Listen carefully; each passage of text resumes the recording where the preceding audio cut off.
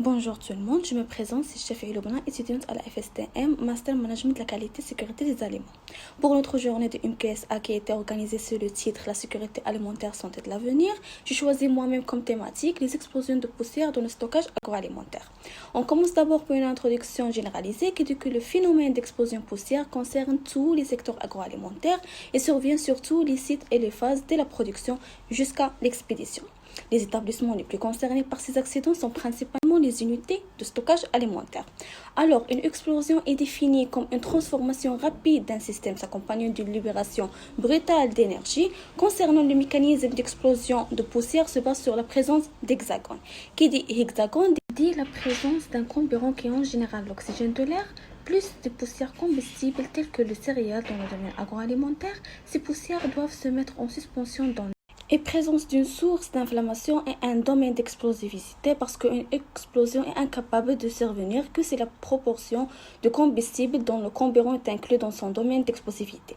Celui-ci est compris entre la limite inférieure d'explosivité et la limite supérieure d'explosivité. Ces concentrations dépendent même de la granulométrie des poussières. À ce point-là, il faut savoir que plus les poussières sont fines, plus les explosions sont plus violentes. En dernier lieu, la source d'inflammation. Les trois plus fréquemment identifiés sont les incendies, les étincelles électriques et les travaux par points chauds. Alors, ces explosions de poussière surviennent sur les sites de production, de manipulation ou de stockage de matières organiques alimentaires telles que les céréales. Lorsque ce produit pulvérulent se disperse dans l'air à une concentration inflammable, ces poussières provoquent des explosions meurtrières parce qu'elles proviennent des silos qui entraînent jusqu'à 46% des victimes.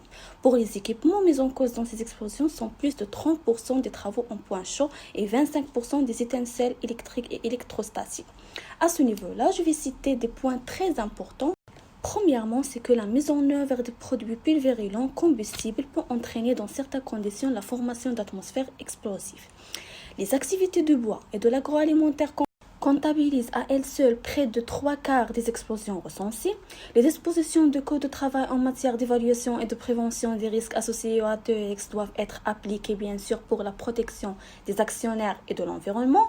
L'intérêt d'une évaluation et d'une prévention efficace des risques liés aux ATEX afin de contribuer à l'amélioration de la santé et de la sécurité au travail. Pour conclure, on peut dire que la présence d'une réglementation et de formation pratique est obligatoire pour réduire les accidents de travail tels que l'explosion. Ces préventions s'intéressent à la suppression des sources d'inflammation, délimiter ces zones de travail et définir les périmètres de sécurité afin d'améliorer la santé des fonctionnaires et la sécurité au travail. Et merci.